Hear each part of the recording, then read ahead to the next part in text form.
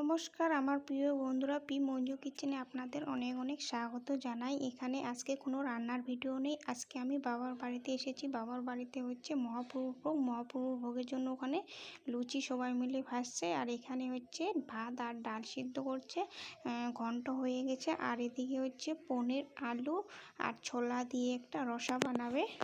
আগে যে ভিডিওটা আমি পোস্ট করেছি সেটা আগমনের ভিডিও ছিল। আগের দিন মহাপ্রভু ভোগের আগের দিন আগমন করতে হয়, ওটা ভিডিও ছিল। আর আজকে হচ্ছে ভোগ। দেখুন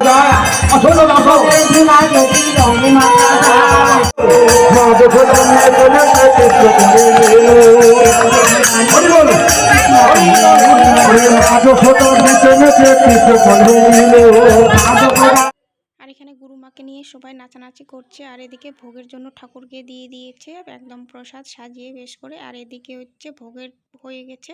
এখানে সবাই যেন প্রসাদ পায় তার জন্য এক জায়গায় মিক্স করে দিচ্ছে। এখানে দিয়েছে লিচি, খাওয়ার জন্য দিয়েছে লুচি, আর কিছুটা দিয়েছে ফল।